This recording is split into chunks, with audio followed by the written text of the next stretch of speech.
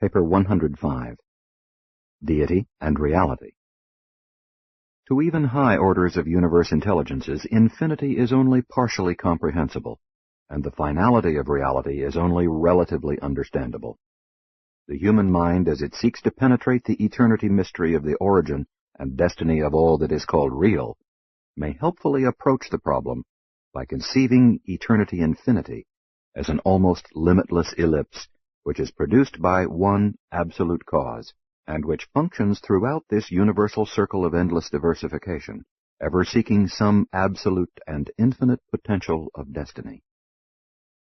When the mortal intellect attempts to grasp the concept of reality totality, such a finite mind is face to face with infinity reality. Reality totality is infinity, and therefore can never be fully comprehended by any mind that is subinfinite in concept capacity. The human mind can hardly form an adequate concept of eternity existences, and without such comprehension, it is impossible to portray even our concepts of reality totality. Nevertheless, we may attempt such a presentation, although we are fully aware that our concepts must be subjected to profound distortion in the process of translation modification to the comprehension level of mortal mind. 1. The philosophic concept of the I Am. Absolute primal causation in infinity, the philosophers of the universes attribute to the universal Father functioning as the infinite, the eternal, and the absolute I Am. There are many elements of danger attendant upon the presentation to the mortal intellect of this idea of an infinite I Am, since this concept is so remote from human experiential understanding as to involve serious distortion of meanings and misconception of values. Nevertheless, the philosophic concept of the I Am does afford finite beings some basis for an attempted approach to the partial comprehension of absolute origins and infinite destinies. But in all our attempts to elucidate the genesis and fruition of reality, let it be made clear that this concept of the I Am is, in all personality meanings and values, synonymous with the first person of deity, the universal Father of all personalities. But this postulate of the I Am is not so clearly identifiable in undeified realms of universal reality. The I Am is the infinite. The I Am is also infinity. From the sequential time viewpoint, all reality has its origin in the infinite I Am, whose solitary existence in past infinite eternity must be a finite creature's premier philosophic postulate. The concept of the I Am connotes unqualified infinity, the undifferentiated reality of all that could ever be in all of an infinite eternity. As an existential concept, the I Am is neither deified nor undeified, neither actual nor potential, neither personal nor impersonal, neither static nor dynamic. No qualification can be applied to the infinite except to state that the I Am is. The philosophic postulate of the I Am is one universe concept which is somewhat more difficult of comprehension than that of the unqualified absolute. To the finite mind there simply must be a beginning, and though there never was a real beginning to reality, still there are certain source relationships which reality manifests to infinity. The pre-reality, primordial eternity situation may be thought of something like this. At some infinitely distant hypothetical past eternity moment, the I Am may be conceived as both thing and no thing, as both cause and effect, as both volition and response. At this hypothetical eternity moment there is no differentiation throughout all infinity. Infinity is filled by the infinite. The infinite encompasses infinity. This is the hypothetical static moment of eternity. Actuals are still contained within their potentials, and potentials have not yet appeared within the infinity of the I Am. But even in this conjectured situation, we must assume the existence of the possibility of self-will. Ever remember that man's comprehension of the universal Father is a personal experience. God, as your spiritual Father, is comprehensible to you and to all other mortals. But your experiential, worshipful concept of the Universal Father must always be less than your philosophic postulate of the infinity of the first source and center, the I Am. When we speak of the Father, we mean God as he is understandable by his creatures, both high and low. But there is much more of deity which is not comprehensible to universe creatures. God, your Father, and my Father, is that phase of the infinite which we perceive in our personalities as an actual experiential reality. But the I Am ever remains as our hypothesis of all that we feel is unknowable of the first source and center, and even that hypothesis probably falls far short of the unfathomed infinity of original reality. The universe of universes, with its innumerable host of inhabiting personalities, is a vast and complex organism, but the first source and center is infinitely more complex than the universes and personalities which have become real in response to his willful mandates. When you stand in awe of the magnitude of the Master Universe, pause to consider that even this inconceivable creation can be no more than a partial revelation of the infinite. Infinity is indeed remote from the experience level of mortal comprehension, but even in this age on Urantia, your concepts of infinity are growing, and they will continue to grow throughout your endless careers, stretching onward into future eternity. Unqualified infinity is meaningless to the finite creature, but infinity is capable of self-limitation and is susceptible of reality expression to all levels of universe existences, and the face which the infinite turns toward all universe personalities is the face of a Father, the universal Father of love. 2. The I Am as triune and as sevenfold. In considering the genesis of reality, ever bear in mind that all absolute reality is from eternity and is without beginning of existence. By absolute reality we refer to the three existential persons of deity, the Isle of Paradise, and the three absolutes. These seven realities are coordinately eternal, notwithstanding that we resort to time-space language in presenting their sequential origins to human beings. In following the chronological portrayal of the origins of reality, there must be a postulated theoretical moment of first volitional expression and first repercussional reaction within the I Am. In our attempts to portray the genesis and generation of reality, this stage may be conceived as the self-differentiation of the Infinite One from the infinitude. But the postulation of this dual relationship must always be expanded to a triune conception by the recognition of the eternal continuum of the infinity, the I Am. This self-metamorphosis of the I Am culminates in the multiple differentiation of deified reality and of undeified reality, of potential and actual reality, and of certain other realities that can hardly be so classified. These differentiations of the theoretical monistic I Am are eternally integrated by simultaneous relationships arising within the same I Am, the pre-potential, pre-actual, pre-personal, monothetic pre-reality, which, though infinite, is revealed as absolute in the presence of the first source and center, and as personality in the limitless love of the Universal Father. By these internal metamorphoses, the I Am is establishing the basis for a sevenfold self-relationship. The philosophic time concept of the solitary I Am and the transitional time concept of the I Am as triune can now be enlarged to encompass the I Am as sevenfold. This sevenfold, or seven-phase nature, may be best suggested in relation to the seven absolutes of infinity. 1. The Universal Father. I am Father of the Eternal Son. This is the primal personality relationship of actualities. The absolute personality of the Son makes absolute the fact of God's fatherhood and establishes the potential sonship of all personalities. This relationship establishes the personality of the infinite and consummates its spiritual revelation in the personality of the original Son.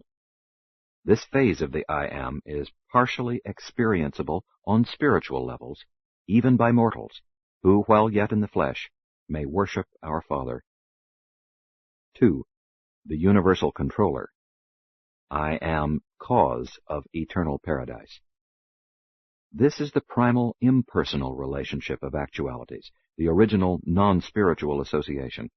The Universal Father is God as love. The Universal Controller is God as pattern.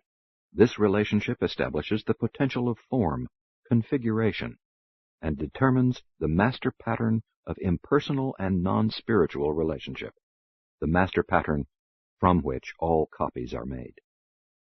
3. The Universal Creator. I am one with the Eternal Son. This union of the Father and the Son, in the presence of paradise, initiates the creative cycle, which is consummated in the appearance of conjoint personality and the eternal universe. From the finite mortal's viewpoint, reality has its true beginnings with the eternity appearance of the Havona creation. This creative act of deity is by and through the God of action, who is, in essence, the unity of the Father-Son manifested on and to all levels of the actual. Therefore is divine creativity unfailingly characterized by unity, and this unity is the outward reflection of the absolute oneness of the duality of the Father-Son and of the Trinity of the Father-Son-Spirit. 4. The Infinite Upholder. I am self-associative. This is the primordial association of the statics and potentials of reality. In this relationship, all qualifieds and unqualifieds are compensated. This phase of the I Am is best understood as the universal absolute, the unifier of the deity and the unqualified absolutes. 5. The Infinite Potential. I am self-qualified. This is the infinity benchmark, bearing eternal witness to the volitional self-limitation of the I Am, by virtue of which there was achieved threefold self-expression and self-revelation. This phase of the I Am is usually understood as the deity absolute. 6. The Infinite Capacity. I am static reactive. This is the endless matrix, the possibility for all future cosmic expansion. This phase of the I Am is perhaps best conceived as the supergravity presence of the unqualified absolute. 7. The Universal One of Infinity. I am as I am. This is the stasis or self-relationship of infinity, the eternal fact of infinity reality, and the universal truth of reality infinity. Insofar as this relationship is discernible as personality, it is revealed to the universes in the divine Father of all personality, even of absolute personality. Insofar as this relationship is impersonally expressible, it is contacted by the universe as the absolute coherence of pure energy and of pure spirit in the presence of the Universal Father.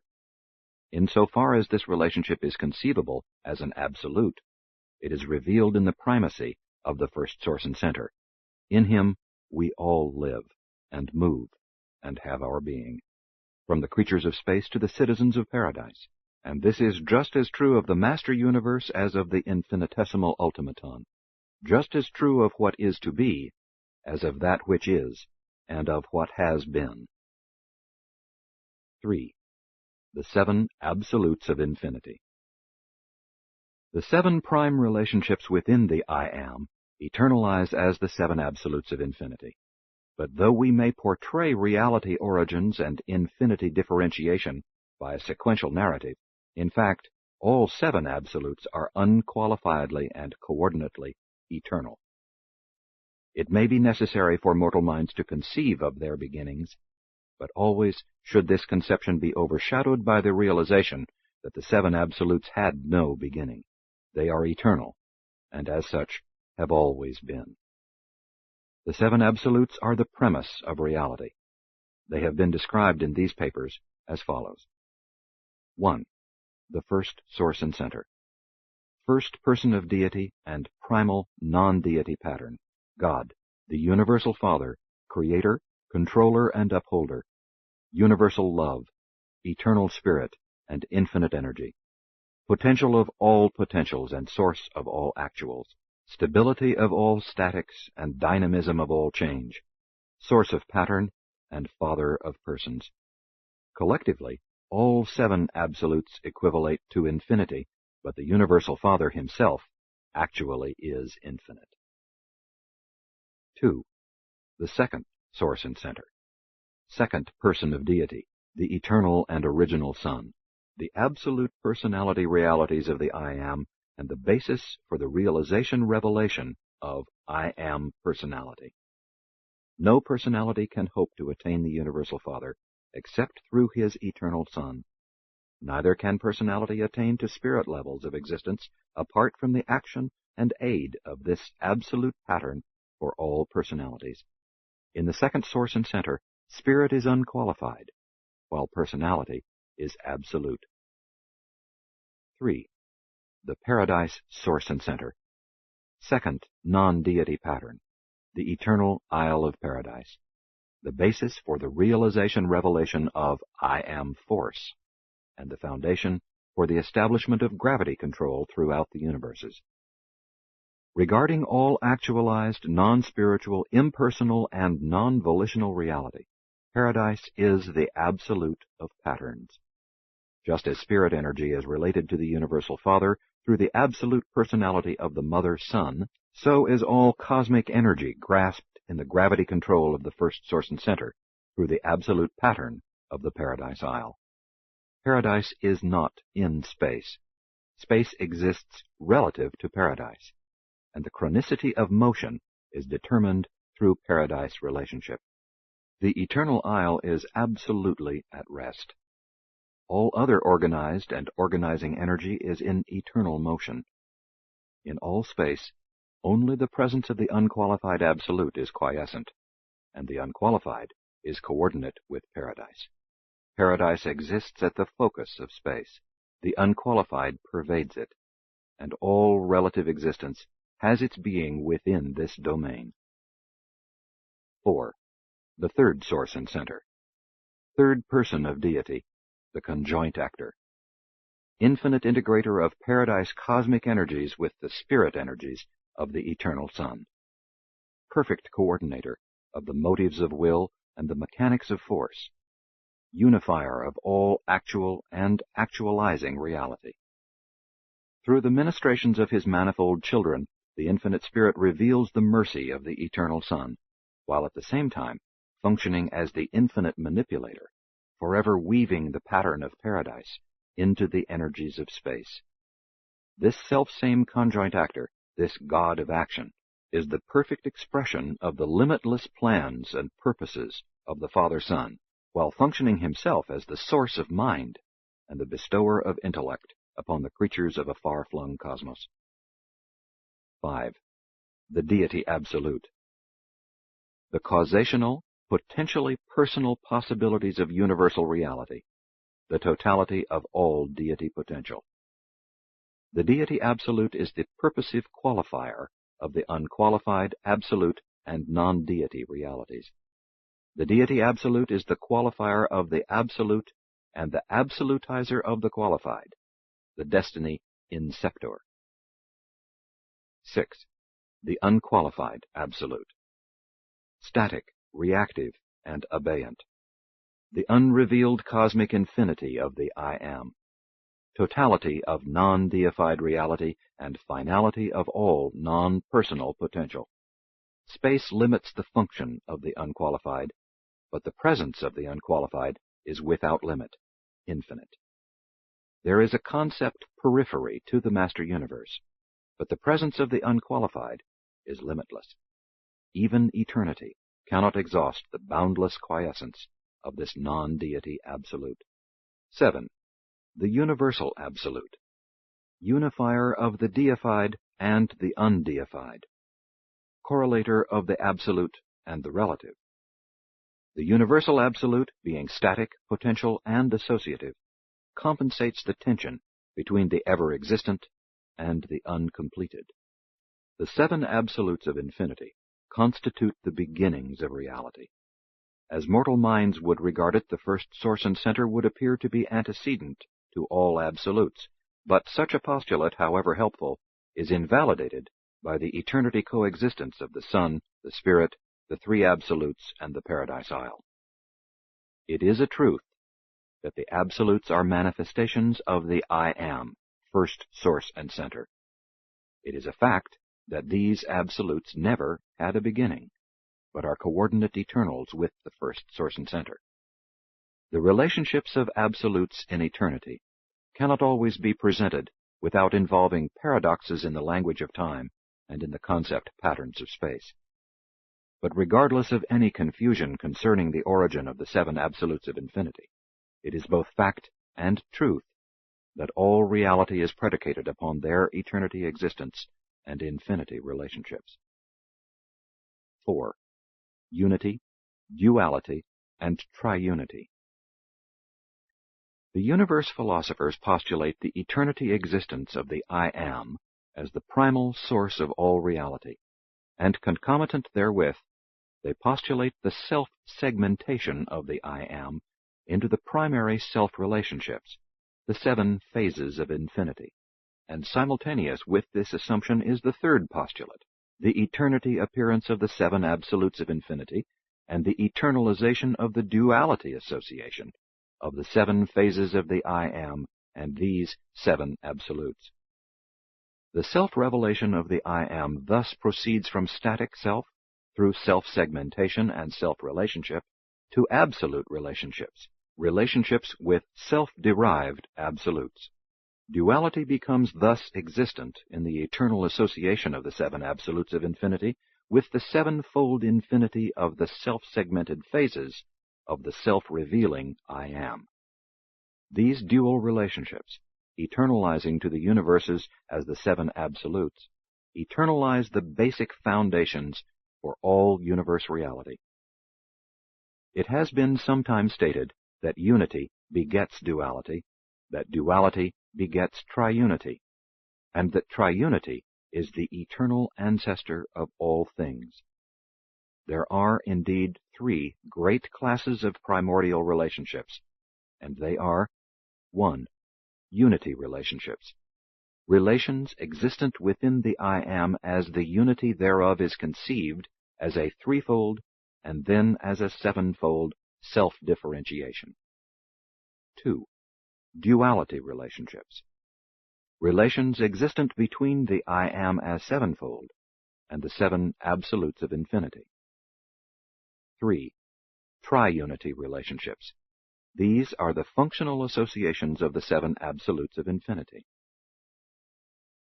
Triunity relationships arise upon duality foundations because of the inevitability of absolute interassociation. Such triunity associations eternalize the potential of all reality. They encompass both deified and undeified reality. The I Am is unqualified infinity as unity. The dualities eternalize reality foundations. The triunities eventuate the realization of infinity as universal function. Pre-existentials become existential in the seven absolutes, and existentials become functional in the triunities, the basic association of absolutes. And concomitant with the eternalization of the triunities, the universe stage is set.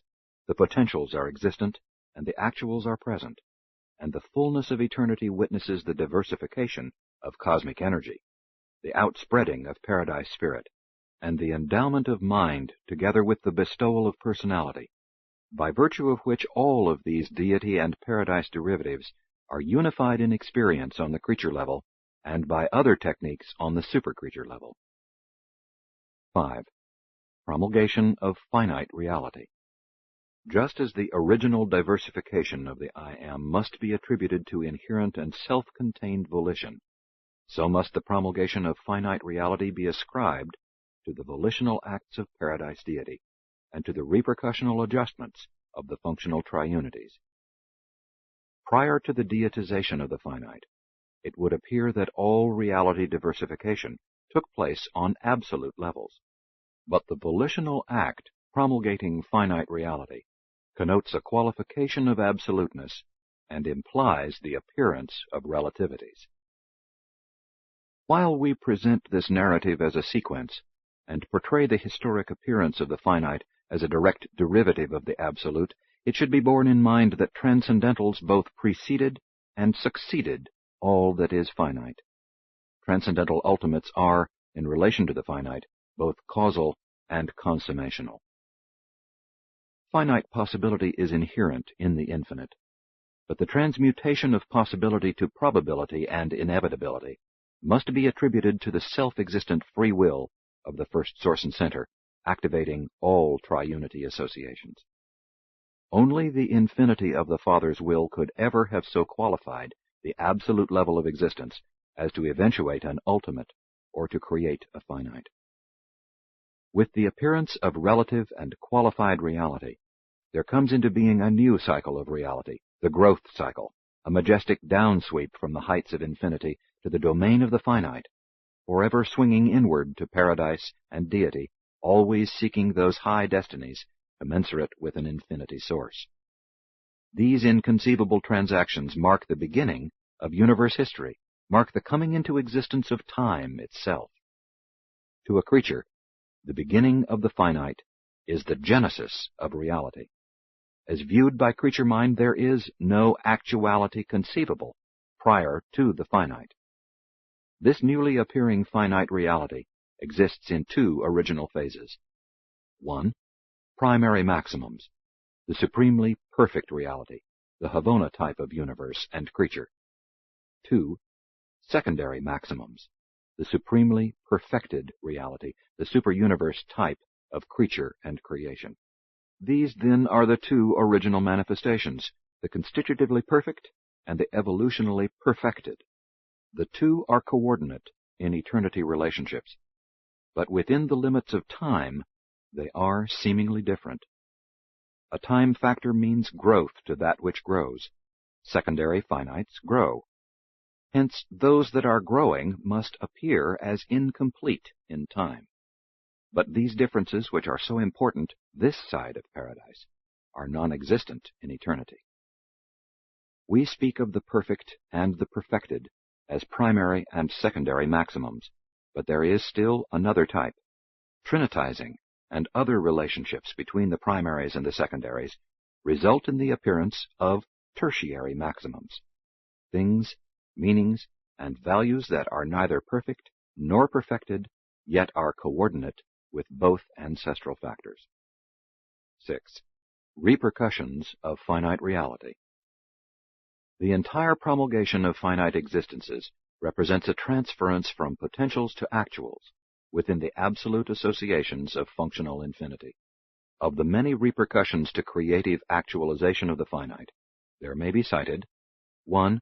The deity response, the appearance of the three levels of experiential supremacy, the actuality of personal spirit supremacy in Havona, the potential for personal power supremacy in the grand universe to be, and the capacity for some unknown function of experiential mind acting on some level of supremacy in the future master universe.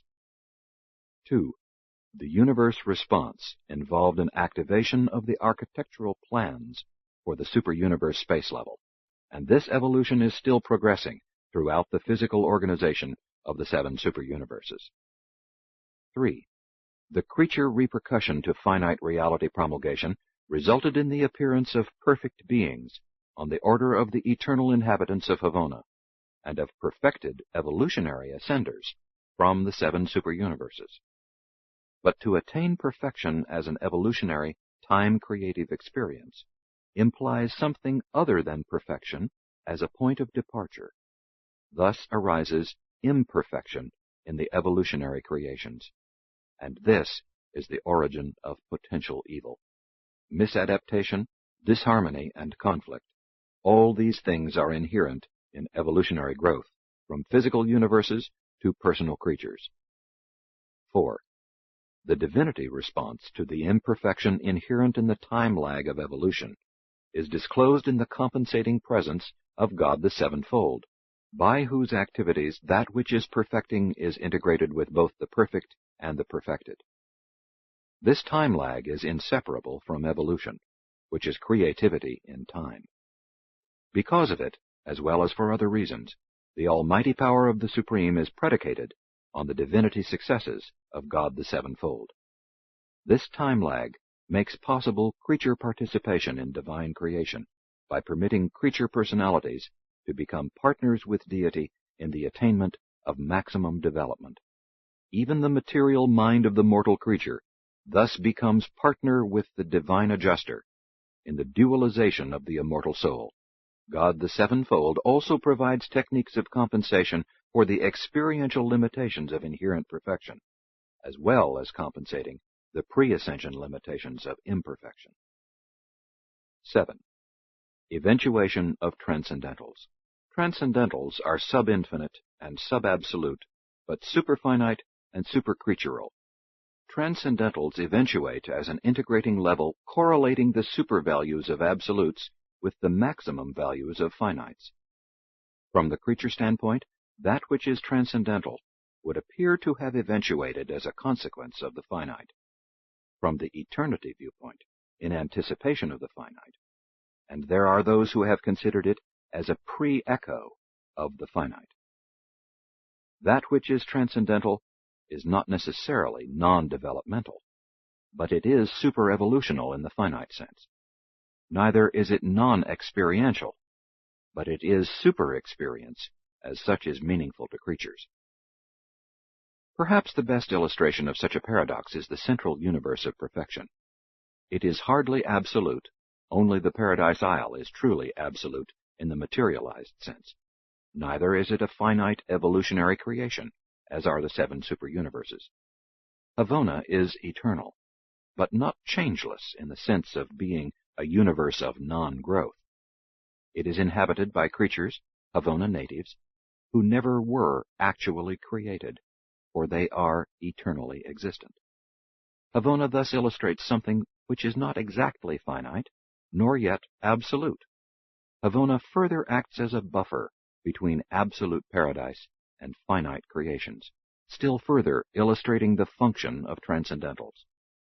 But Havona itself is not a transcendental, it is Havona. As the Supreme is associated with finites, so the ultimate is identified with transcendentals. But though we thus compare Supreme and ultimate, they differ by something more than degree. The difference is also a matter of quality.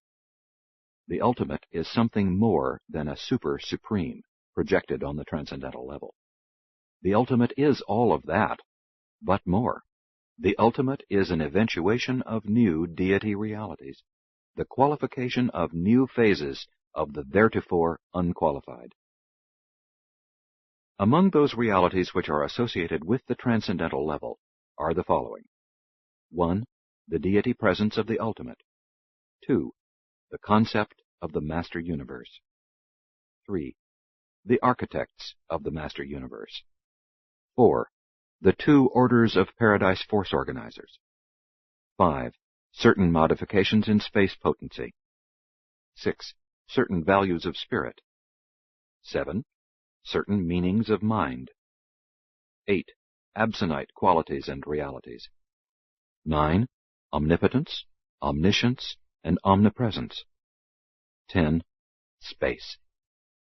The universe in which we now live may be thought of as existing on finite, transcendental, and absolute levels. This is the cosmic stage on which is enacted the endless drama of personality performance and energy metamorphosis.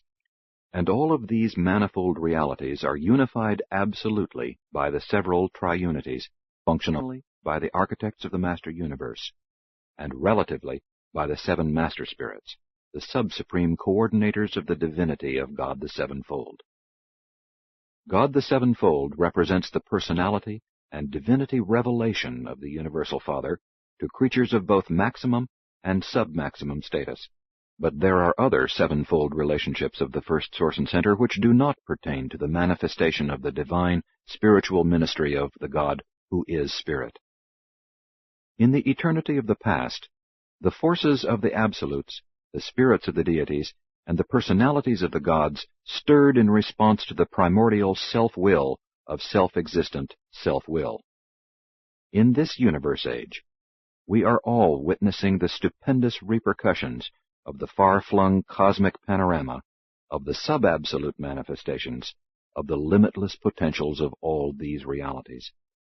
And it is altogether possible that the continued diversification of the original reality of the first source and center may proceed onward and outward throughout age upon age, on and on, into the faraway and inconceivable stretches of absolute infinity. Presented by a Melchizedek of Nebadon.